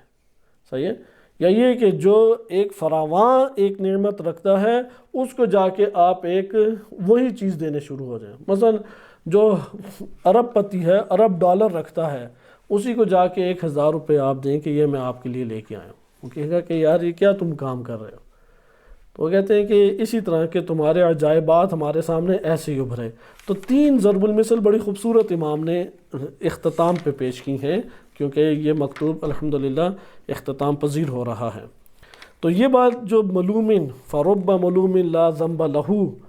کہ میں نے اگر بدعتوں کے اوپر اعتراض کیا ہے اور حضرت عثمان کو بار بار نصیحت کی، واعظ کیا، ہدایت دی، ارشاد کیا، ان کو رہنمائی کی میں نے، تو اس میں اگر اس بات پہ تم مجھے ملامت کا مستحق سمجھتے ہو تو ٹھیک ہے. کئی ایسے افراد ہیں جن کی ملامت کی جاتی ہے اور ان کی خطا نہیں ہوتی. وَلَا يَسْتَفِيدُ الظِّنَّةَ الْمُتَنَصِّحُ، اس کا مطلب یہ ہے، متنصح کہتے ہیں کہ جو بہت زیادہ نصیحت کرے، اور بہت زیادہ نصیحت کرنے کی وجہ سے وہ تہمت کا مورد قرار پا جائے، مورد تہمت قرار پا جائے کہ یقیناً اس کا کوئی مقصد ہے. مثلا آپ کسی کو یہ کہتے رہیں نا کہ اللہ کی راہ میں مال خرچ کرنا چاہیے، پھر 5 منٹ بعد کہیں اللہ کی راہ میں مال خرچ کرنا چاہیے، وہ کہے گا یہ مولانا صاحب کوئی پیسے نکلوانا چاہتے ہیں ہم سے. صحیح ہے کہ ہر 10 منٹ کے بعد ہمیں ایک نصیحت کرتے ہیں اور وہی نصیحت. تو یہاں پہ بھی امام نے یہی کہا کہ تمہاری نصیحتیں ایسی ہیں کہ اس کے پیچھے ہے سازش. یہ جو تم مجھے نصیحتیں کر رہے ہو اور نصیحت پر نصیحت کر رہے ہو، تو یہی ہے کہ اس کے اندر کوئی گڑبڑ ہے. تو یہ مصرع در حقیقت اس طرح سے تھا کہ وَقَمْ سُقْتُ فِي آثَارِكُم مِّن نَصِيحَةٍ، کس قدر میں نے جان مار مار کے تم لوگوں کے اندر نصیحتیں کی ہیں. وَقَدْ يَسْتَفِيدُ الظِّنَّةَ الْمُتَنَصِّحُ، کہ یہ جو نصیحتیں ہیں اتنی میں نے نصیحتیں کی ہیں کہ اب میں نصیحت کرتا ہوں تو لوگ مجھ سے میرے اوپر ہی تہمت لگاتے ہیں یہ کوئی مطلب حاصل کرنا چاہ رہا ہے. تو وہ بات والا جو ہے کہ جو اس شاعر نے یہ بات کی کہ میں اتنی تمہیں نصیحت کر چکا ہوں، واعظ کر چکا ہوں کہ اب لوگ مجھے کو قصوروار ٹھہرا رہے ہیں کہ یہ ان سے کچھ مطلب لینے لگ گیا ہے. تو یہ در حقیقت تو شاعر نے تو اس کے اوپر ایک قسم کی ہجا کی یا طنز کیا یا اس کو احساس دلایا کہ اب تو مان جاؤ کہ اب تو باہر والے بھی مجھ کو مورد تہمت قرار پا رہے ہیں. تو اس شاعر کا بعد والا مصرع ضرب المثل بن گیا عربی میں، اور وہ یہ ہے کہ اگر کوئی بندہ کثیر نصیحت کرے تو وہ نصیحت کی وجہ سے مورد اتہام پا جاتا ہے کہ یقیناً یہ کوئی اور مقصد اپنا لینا چاہتا ہے، کوئی اس کا اپنا ذاتی مفاد ہے. تو امام بھی یہی کہتے ہیں، یہاں پہ فرماتے ہیں کہ تم نے یہ جو اوپر مجھے نصیحتیں کی ہیں تو وہ یہی ہے وَلَا يَسْتَفِيدُ الظِّنَّةَ الْمُتَنَصِّحُ، کہ تم اپنی نصیحتوں کے ذریعے سے کوئی مطلب لینا چاہتے ہو، تمہارا ذاتی مفاد ہے. وَإِلَّا تمہاری یہ نصیحتیں اللہ کے لیے نہیں ہیں، تم مسلمان اور مومنین کے درمیان اخوت کے ایجاد کرنے کے لیے یا اسلام کی خاطر یہ نصیحتیں نہیں کر رہے، تمہارے اپنی ذاتی اغراض و مقاصد ہیں. پھر آگے فرماتے ہیں وَمَا أَرَدْتُ إِلَّا الْإِصْلَاحَ مَا اسْتَطَعْتُ، قرآن کریم کی آیت ہے کہ إِلَّا الْإِصْلَاحَ مَا اسْتَطَعْتُ، اور میں نے جو کام کیا ہے میرا تو ارادہ یہ ہے کہ میں جتنی استطاعت رکھتا ہوں اصلاح کرنے کی وہ میں اصلاح انجام دے دوں. یہ امام علی علیہ السلام کا شروع سے موقف ہے. حضرت ابوبکر کے دور میں بھی یہی تھا، حضرت عمر کے، حضرت عثمان، ان سب ادوار میں یہی تھا امام علی علیہ السلام کا موقف. اس لیے امام علی علیہ السلام غائب معاشرے سے نہیں نظر آئے.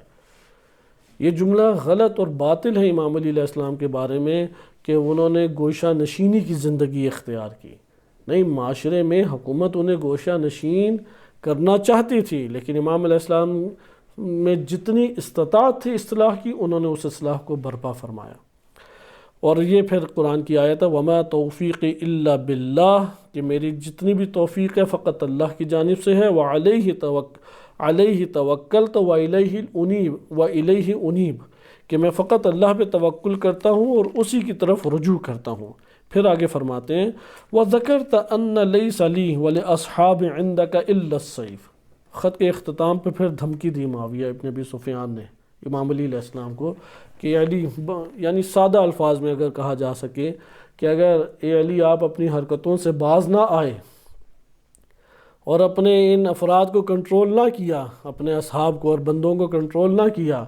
تو پھر تلوار ہی ہم میں فیصلہ کرے گی. تو اس کا امام نے پھر جواب اسی طریقے سے ضرب المثل کے ساتھ دیا کہ یہ جو تم نے بات کی ہے وَأَنَّهُ لَيْسَ لِي وَلِأَصْحَابِ عِنْدَكَ إِلَّا السَّيْفِ کہ تمہارے نزدیک میرے لیے اور میرے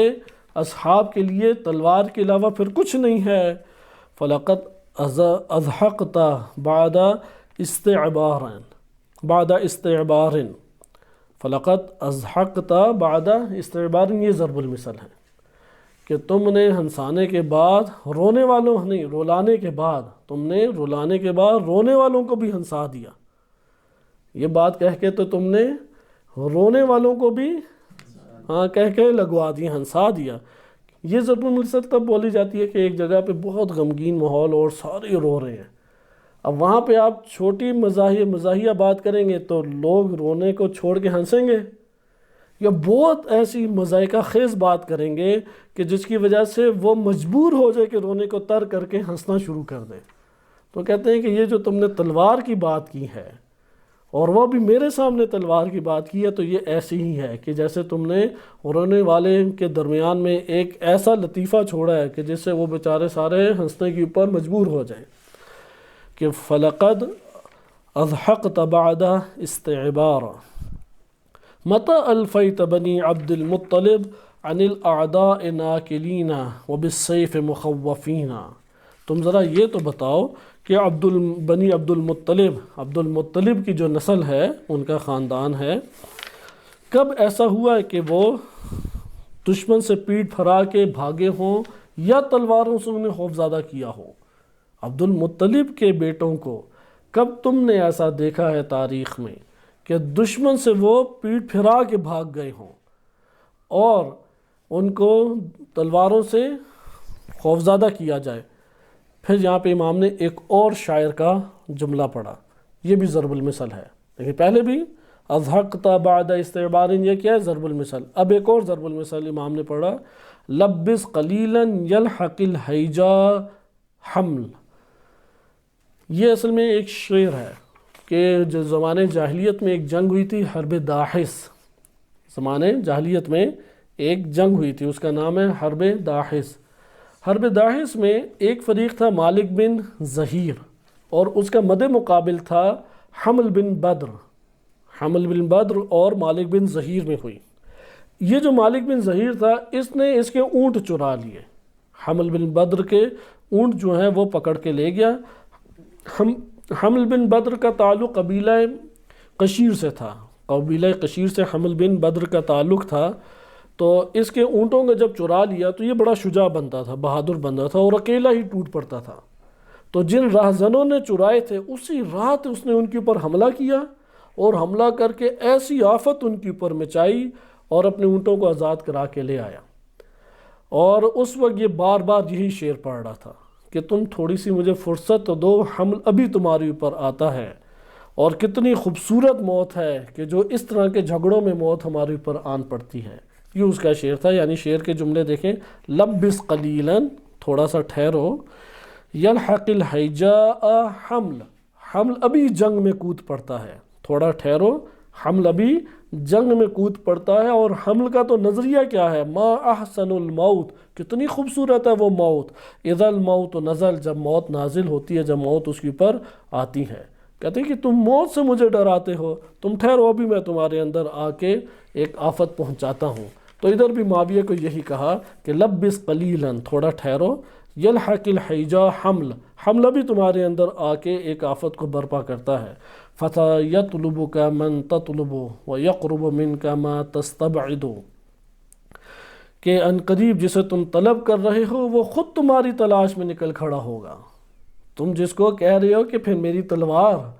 تو خود جسے تم طلب کر رہے ہو وہ تمہارے ہی در پہ آ رہا ہے، اور جسے دور سمجھ رہے ہو وہ قریب پہنچ جائے گا. میں تمہاری طرف مہاجرین اور انصار اور اچھے طریقے سے ان کے نقش قدم پہ چلنے والے تابعین کا ایک لشکر جرار لے کر عن قریب آ رہا ہوں. یہ وَأَنَا مُرْقِلٌ نَحْوَكَ فِي جَحْفَلٍ مِّنَ الْمُهَاجِرِينَ وَالْأَنصار کیونکہ مہاجرین انصار یہ بڑی ایک اہمیت اور عزت و تکریم رکھتے تھے، اور حق کے لشکر کی علامت انہی کا ایک لشکر ہونا کافی تھا. امت اسلامیہ میں اتنا ان کا بڑا کردار تھا، حتیٰ کہ مہاجرین اور انصار آج بھی امت اسلامی میں شیعہ سنی دونوں میں ایک منزلت اور مقام رکھتے ہیں، اس معیار کے ساتھ کہ علی علیہ السلام سے کوئی بھی محبت نہیں کرے گا مگر مومن، اور کوئی بغض اور نفرت نہیں کرے گا مگر منافق، اس معیار کے ساتھ مہاجرین اور انصار وہ اپنی قیمت اپنی جگہ پہ رکھتے ہیں۔ اس لیے امام نے فرمایا کہ مہاجرین اور انصار اور اچھے والتابعین لہم، ان کے پیچھے اچھے چلنے والے افراد، ان کے نقش قدم پہ چلنے والے تابعین کا لشکر جرار لے کے عن قریب اڑتا ہوا آ رہا ہے، تیزی سے تمہاری طرف آ رہا ہے، ایسا لشکر جس میں بے پناہ ہجوم اور پھیلا ہوا گرد و غبار ہے، کیونکہ جب لشکر بڑا ہو اور تیزی سے چلتا ہے اور گھوڑے دوڑتے ہیں تو پھر ایک اس طرح لگتا ہے کہ گرد و غبار کا ایک پورا طوفان آگے بڑھتا چلا آ رہا ہے، اور وہ موت کے کفن پہنے ہوئے ہیں، وہ موت سے ڈرنے والے نہیں ہیں، وہ کفن پہن کے تمہاری طرف آ رہے ہیں۔ ہر ملاقات سے زیادہ انہیں لقائے پروردگار محبوب ہے، ہر ملاقات سے زیادہ اس لشکر کو اللہ سے ملاقات قبول ہے۔ ان کے ساتھ شہدائے بدر کی اولادیں اور ہاشمی تلواریں ہوں گی، جن کی تیز دھار کاٹ تم اپنے ماموں، بھائی، نانا اور کنبے والوں میں دیکھ چکے، اور وہ ظالموں سے اب بھی دور نہیں۔ یہ جو آخری جملہ ہے، یہ جسے کہتے ہیں نا سرسری ڈال دینا ایک بدن میں، اس کے مترادف ہے کہ امام فرماتے ہیں کہ وقت صاحبت ہم ذریت بدریہ، یہ جو لشکر آ رہا ہے یہ بدری نسل آ رہی ہے، کیونکہ بدر میں معاویہ کے خاندان کے بڑے بڑے افراد جن کی ہیبت پورے عرب میں چھائی ہوئی تھی، ان میں سے تو بعض اس قدر ہے کہ تاریخ کی کتابوں میں وارد ہوا ہے، اتنے لمبے چوڑے تھے کہ ایک عام بندہ جو ہے نا وہ اس کے پیٹ تک پہنچتا تھا، اتنا لمبا قد تھا، اور ایک وقت میں ایک بکرا کھا جاتے تھے، ایک وقت میں اس طرح، تبھی اتنا ڈیل ڈول ہوتا ہے، کوئی جرت نہیں کرتا تھا کہ ان کے سامنے آ کے جنگ لڑے۔ اونٹ کے جو اونٹنی کا بچہ ہے، اونٹنی کا بچہ جب پیدا ہو وہ بکرے جتنا تو ہوتا ہے، وہ ایک ہاتھ سے اٹھا کے تلوار سے جنگ لڑ لیتے تھے۔ پھر ایسے میں اس نے ذرا پہنی ہو 70-80 کلو کی، اس کے اوپر کوئی 20-30 کلو کی ٹوپی پہنی ہو، ہاتھ میں تلوار ہو، کہاں ان سے جنگ لڑی جاتی ہے؟ لیکن بدر میں ان جیسے افراد کو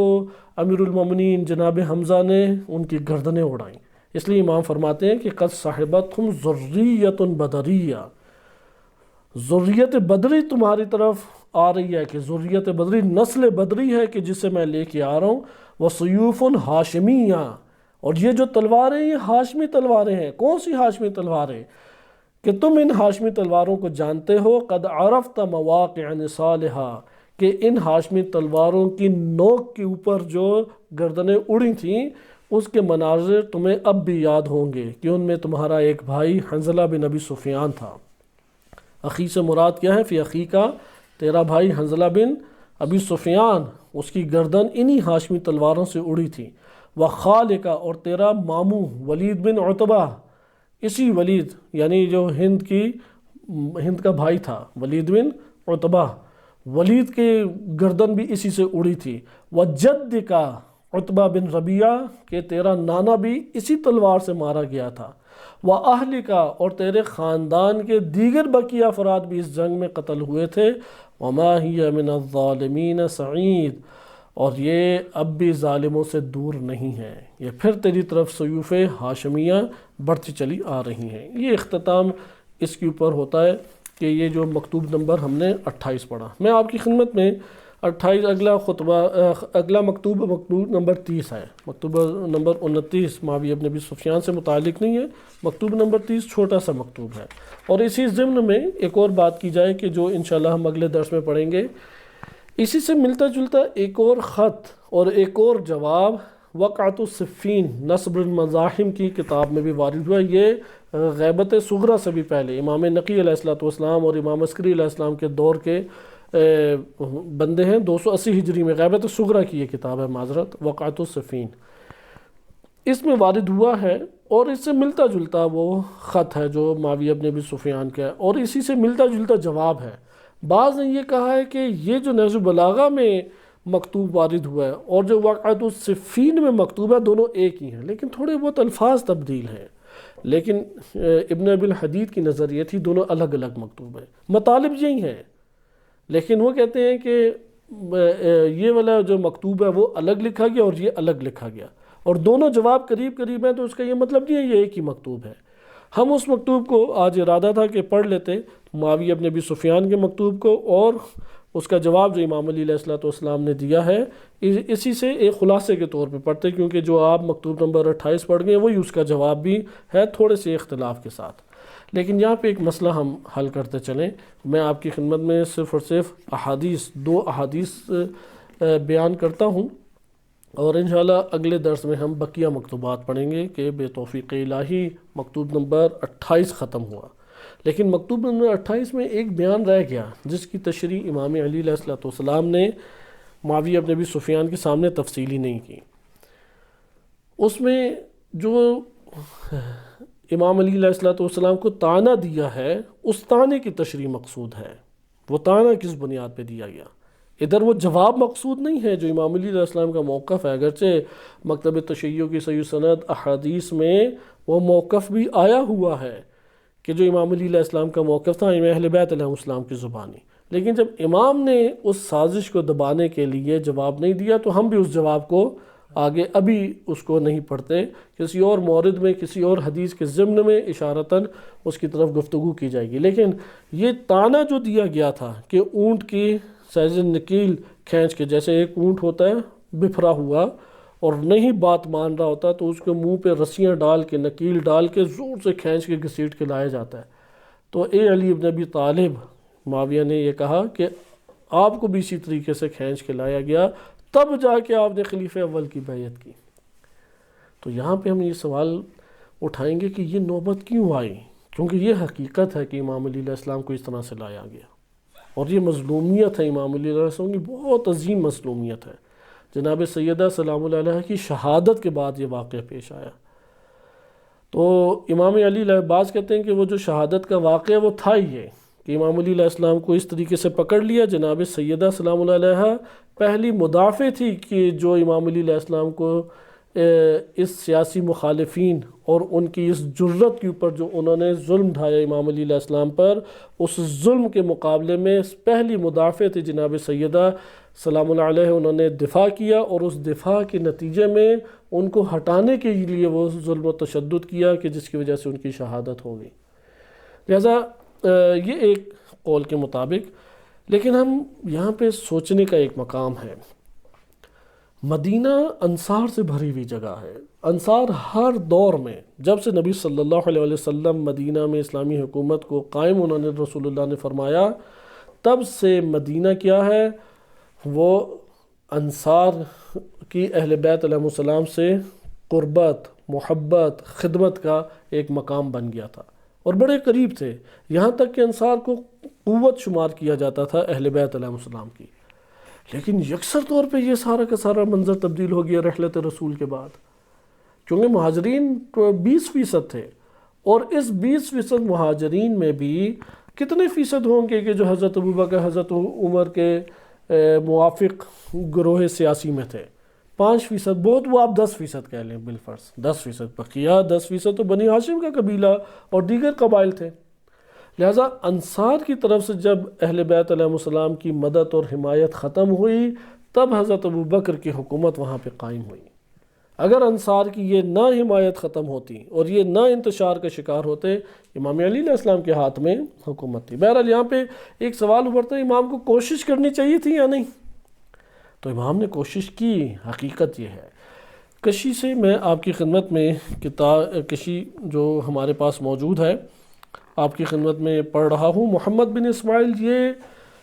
کشی کے استاد ہیں، شیخ ہیں، شیخ ہونے کی وجہ سے قابل اعتماد ہیں۔ بقیہ جتنے بھی راوی ہیں وہ سارے ثقہ ہیں۔ مثال کے طور پہ اگلے راوی ہیں کیونکہ یہ غیبت صغریٰ کی کتاب بنتی ہے، شیخ طوسی رحمۃ اللہ علیہ نے خود اتاری، اور جو انہوں نے اپنے پاس نسخہ اتارا وہ ہم تک پہنچ گیا۔ جو اصل کتاب تھی شیخ طوسی سے پہلے وہ نہیں پہنچی۔ شیخ طوسی ہیں 460 ہجری کے، جبکہ کشی جو ہیں وہ غیبت صغریٰ کے ہیں، تو یہ 150 سال تقریباً یا 100 سال بنتا ہے۔ تو تب تک یہ کتاب تو معروف تھی، لیکن شیخ طوسی رحمۃ اللہ علیہ نے اس کی تہذیب کی، پروف ریڈنگ کی، اور پھر نسخہ برداری کی۔ وہ نسخہ جو شیخ طوسی نے اتارا تھا وہ ہم تک رہ گیا، وہ اصل کتاب ہم تک نہیں پہنچی۔ لہذا شیخ طوسی والی قابل اعتماد طریقوں سے ہم تک پہنچی ہے اور یہ مکتب تشیع کا ایک سرمایہ شمار ہوتی ہے۔ اس میں محمد بن اسماعیل شیخ ہیں، چونکہ کشی کے استاد ہیں اور قابل اعتماد ہیں، ان کے لیے ہمارے لیے بھی قابل اعتماد ہے۔ اس کے بعد ہے فضل بن شازان کہ ان کو نجاشی اور کشی دونوں نے قابل اعتماد کہا ہے۔ ان کے بعد محمد بن ابی عمیر بہت جلیل القدر صحابی ہیں، بہت جلیل القدر، اور وہ نقل کرتے ہیں وہیب بن حفص سے۔ وہیب بن حفص کو نجاشی نے ثقہ قرار دیا، اور وہ ابو بصیر سے، کہ ابو بصیر 3 افراد ابو بصیر کے نام سے معروف ہیں اور تینوں کی تینوں انتہائی قابل اعتماد ہیں۔ ابو بصیر نقل کرتے ہیں امام باقر علیہ السلام سے۔ امام باقر علیہ السلام فرماتے ہیں جاء المہاجرون والانصار، بس آپ نے دیکھا یہ حدیث صحیح سند اور معتبر ہے، اور کشی جیسی معتبر کتاب میں ہے۔ یہ یاد رکھیں جو کشی کی ہے، اہل سنت میں بعض افراد بڑے زہریلے بیٹھے ہوئے ہیں، جیسے کہتے ہیں نا سانپ اور بچھو سے بھی بدتر، اس طرح کے۔ اسی کتاب میں غالیوں کے اوپر نفرین اور لعنت فرمائی ہے امام نقی و امام عسکری علیہ السلام نے۔ بعض غالیوں کے نام لے کے ان کے کرتوت افراد نے بیان کیے، تو جیسے امام نے وہ کرتوت سنے فوراً لعنت اس کے اوپر بھیجی۔ تو وہ جو کرتوت بیان کیے ہیں بعض افراد رجال کشی اس طرح اٹھاتے ہیں، ابھی بھی یوٹیوب وغیرہ پہ ہے، اور کہتے ہیں دیکھو یہ شیعوں کے نظر میں جائز، اور یوں کتاب دکھاتے ہیں۔ وہ نہیں دکھاتے کہ امام عسکری علیہ السلام نے جو لعنت بھیجی اور نفرین کی ہے، اور انہیں کہا کہ ان کا تشیع سے کوئی تعلق نہیں ہے، وہ نہیں پڑھیں گے۔ وہ حصہ پڑھیں گے کہ جو فساد اس کا ان کی خدمت میں بیان کیا جا رہا ہے، اور کہیں گے یہ دیکھو یہ کتاب شیعہ کی ہے، یہ مؤلف شیعہ کا ہے، کتاب کے الفاظ میں دکھا رہا ہوں، اور اس طرح سے دکھا کے لوگوں کو گمراہ کرتے ہیں، اور وہ استغفار پڑھتے رہتے ہیں کہ یہ کیسا مکتب ہے، نعوذ باللہ۔ یعنی قرآن کریم میں فرعون نے جو کہا ہے انا ربکم الاعلیٰ، کوئی قرآن اٹھائے یہ دکھائے دیکھو کہ یہ تو اللہ تعالیٰ خود کہہ رہا ہے کہ کوئی اور رب ہے۔ اس طرح کی پروپیگنڈا کرنے والے افراد ہیں، یا اس طرح سے پروپیگنڈا کرنے والے افراد ہیں کہ غلط ترجمہ الٹا ترجمہ کر دیں، جیسے یہ یوٹیوب پہ بیٹھے ہوئے بھی ہیں آج کے بعض دیوبندی مولوی، کہ اب صحیح مسلم میں یہ واضح طور پہ آیا ہے کہ سعد بن ابی وقاص کو بلایا معاویہ بن ابی سفیان پہ، اور کہا ممبر پہ جا کے علی علیہ السلام کو گالم گلوچ کرو، تو اس کا ترجمہ اردو میں کر دیا کہ ان سے اختلاف کرو۔ اردو میں ترجمہ کیا کر دیا؟ نال امن ہو، عربی میں کیا ہے؟ نال امن ہو، لیکن اس نال امن ہو کا اردو مترجم نے خیانت کی اور ترجمہ کیا کیا کہ معاویہ نے کہا سعد کو کہ جا کے اختلاف کرو۔ اب وہ کتاب دکھا کے، کیونکہ عوام کو کیا پتہ عربی میں کیا لکھا ہے، اور کہا کہ میں نے شیعہ کو اس طرح سے کیا، وہ کیا، اور شیعہ ایک دفعہ آ گیا کہا صحیح مسلم میں لکھا ہے کہ امام علی علیہ السلام کو معاویہ نے گالی دینے کے لیے ابھارا سعد کو۔ تو میں نے کہا کہاں لکھا ہے؟ تو وہ کتاب لے آیا، اور کتاب میں نے کہا کہ اس میں تو لکھا ہے کہ اختلاف کیا ہے، دیکھو ترجمے میں لکھا ہے۔ وہ بیچارہ سادہ لوگ ہوگا، اسے عربی نہیں آتی ہوگی اس شیعہ کو، تو وہاں پہ وہ خاموش ہو گئے، اور لوگوں نے واہ واہ شروع کر دی، جبکہ سبا کے الفاظ بھی بخاری اور صحیح مسلم میں بعض جگہوں پر ہیں، معاویہ کے حساب سے نہیں، کسی اور کے اعتبار سے، اور معاویہ کی یہی حدیث سبا کے عنوان سے دیگر اہل سنت مسانید و معاجم میں موجود ہے، صحیح سند روایت موجود ہے، لیکن وہ دیکھیں مولانا اپنی عوام میں کس طریقے سے وہ ابھار رہے ہیں۔ اور یہ تازہ ایک ویڈیو آئی ہوئی ہے۔ بہرحال ادھر بھی یہ اس لیے رجال کشی کو اس عنوان سے یاد رکھیں کہ جب کوئی ایسا منظر آپ کے سامنے آئے تو اس میں پہلے آپ تصدیق کرائیں کہ بھائی کتاب میں کیا لکھا ہے، وائلہ ان کے مغالطات کا شکار انسان ہو جائے۔ میں تیزی سے حدیث پڑھتا ہوں کہ ٹائم ہمارا ختم ہوا چاہتا ہے۔ جاء المہاجرون والانصار وغیرہم بعد ذالک الی علی، نبی صلی اللہ علیہ وسلم کی رحلت ہوئی، اعلان ولایت و رہبریت ہو چکا تھا، تو مہاجرین اور انصار اور ان کے علاوہ دیگر جو افراد ہیں رحلت رسول صلی اللہ علیہ وسلم کے بعد کس کے پاس آئے؟ امام علی علیہ السلام کے پاس آئے۔ فقالوا لہ، اور آ کے امام علی علیہ السلام کو کہنے لگے انت واللہ امیر المومنین، قسم بخدا آپ امیر المومنین ہیں، وانت واللہ احق الناس وَأَوْلَاهُمْ بِالنَّبِي علیہ السلام، اور نبی صلی اللہ علیہ وآلہ وسلم کے بعد آپ ہیں ہم لوگوں کی پر زیادہ حق رکھتے ہیں اور زیادہ اولویت اور ولایت رکھتے ہیں۔ ہلم یدک نبایعک، اپنا ہاتھ بڑھائیں ہم بیعت کریں۔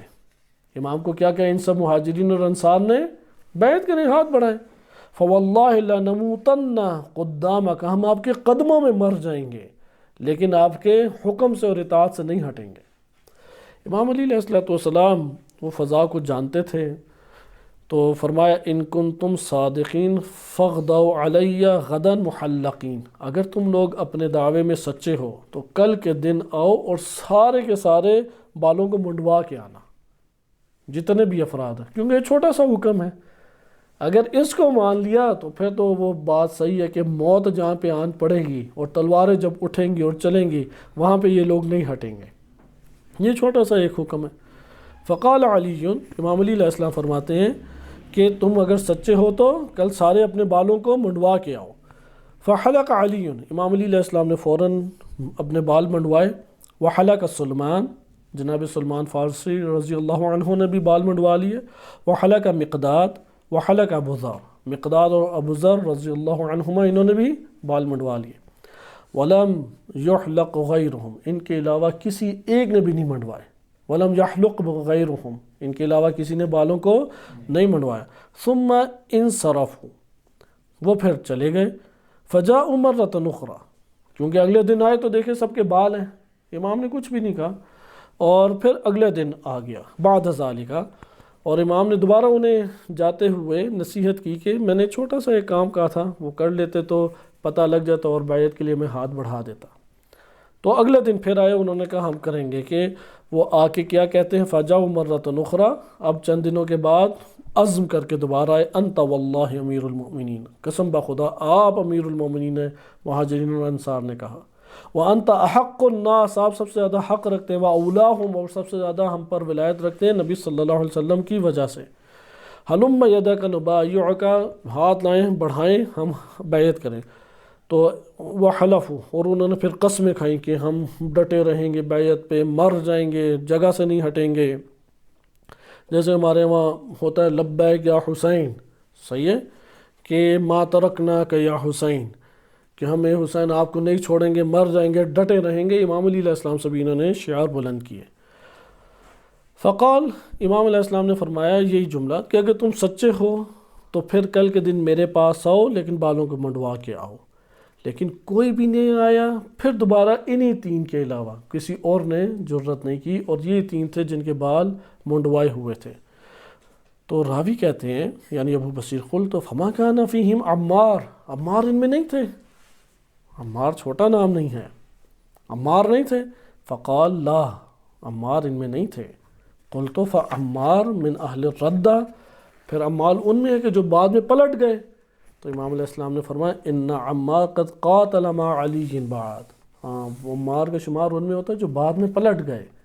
اور علی علیہ السلام کے ساتھ پھر ایسے جڑے کہ ایسے جڑے کوئی جنگ نہیں ہوئی مگر عمار علی علیہ السلام کے ساتھ میدان میں موجود تھے۔ اس کے بعد چند اور حدیثیں ہیں کہ وہ انشاءاللہ اگلے درس میں آپ کی خدمت میں پیش کی جائیں گی۔ اس میں الکافی کی ایک روایت آپ کے سامنے تیزی سے پڑھ دیتا ہوں۔ یہ کتاب الروضہ میں ہے، زرارہ سے ہے، زرارہ نے امام صادق علیہ السلام سے نقل کی ہے، حدیث نمبر 454 ہے، اور اس میں امام باقر علیہ السلام فرماتے ہیں کہ لوگوں نے جو کرنا تھا وہ کیا، لما صنعوا ما صنعوا، جو کرنا تھا کیا، جب انہوں نے بایعوا ابا بکر، حضرت ابو بکر کے ہاتھوں میں بیعت کر لی، کیونکہ آپ نے ادھر پیچھے دیکھا امام علی علیہ السلام پھر منصرف ہو گئے۔ میں نے ابھی آگے حدیثیں نہیں پڑھی، اب آئندہ کسی اور موقع پہ پڑھی جائے گی۔ جب وہ 40 بال منڈوا کے نہیں آئے تو تب امام نے پھر قصد ترک کر دیا کہ اب قیام نہیں ہو سکتا مد مقابل۔ تو یہاں پہ اب اس حدیث کو آپ غور سے دیکھیں کہ جب لوگوں نے ابو بکر کی بیعت کی تو جو کرنا تھا سو انہوں نے کیا، امام علی علیہ السلام نے منع نہیں فرمایا، اور من ان یدعو الی نفسہ، امام نے لوگوں کو اپنی طرف بلانے سے منع نہیں کیا، الا نظرا للناس، یعنی امام چاہتے تھے کہ لوگ میری طرف آئیں، کسی کو منع نہیں کیا کہ میری طرف نہ آئیں، جیسے مہاجرین انصار آئے،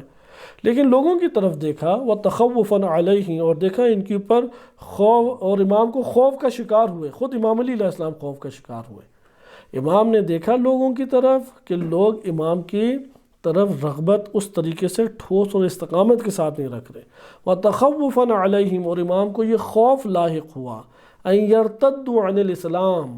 کہ اسلام میں امامت سے، یہاں پہ اہل سنت ایک مغالطہ اپنے اہل سنت افراد کو بہکانے کے لیے یہ دکھاتے ہیں کہ ارتداد عن الاسلام کا جو لفظ ہے اس سے مراد ہے سارے کافر ہو گئے، نہیں ایسے بات نہیں ہے۔ یہ دیگر احادیث میں بھی ہمارے وارد ہوا ہے، شارحین نے بھی لکھا ہے۔ ادھر اسلام سے مراد ہے نبی صلی اللہ علیہ وسلم کے واضح حکم جو ولایت کا تھا اس سے منصرف ہو گئے لوگ، تو انہیں ڈر امام علی علیہ السلام کو ہوا کہ کہیں یہ سارے کے سارے لوگ امام علی علیہ السلام کی امامت و ولایت سے سارے پھر نہ جائیں، صحیح ہے۔ اور پھرنے کے بعد ارتداد یہاں پہ دیکھیں دو معنی ایک رکھتا ہے، ایک ارتداد ہے امامت سے اور ایک ارتداد ہے اسلام سے۔ یہاں پہ اسلام والا ہی مراد ہے، معذرت، یہاں پہ کون سا ارتداد مراد ہے؟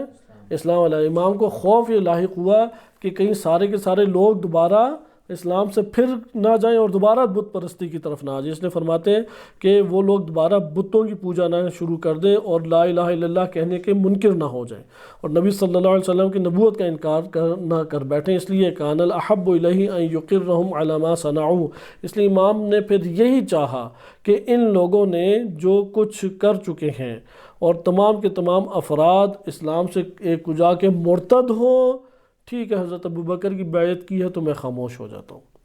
اور لوگ جو ہیں وہ پھر جنہوں نے ہلاک ہونا تھا وہ ہلاک ہوئے اور جنہوں نے ہدایت پانی تھی وہ ہدایت پا گئے۔ پھر آگے آخری جملہ دیکھیں کہ امام علیہ السلام فرماتے ہیں وَلِذَالِكَ كَتَمَ عَلِيٌّ أَمْرَهُ، یہ وہ وجہ تھی کہ امت اسلامیہ میں ایسی دراڑ پڑتی، یا اسلام سے لوگ بدک جاتے اور مرتد ہو جاتے، یا کفر اور شرک کے جو گروہ موجود تھے اس معاشرے میں وہ سارے کے سارے اسلام کے اوپر غالب آ جاتے۔ اس لیے امام نے اپنے امر کو چھپایا، وَبَایَعَ مُکْرَہًا،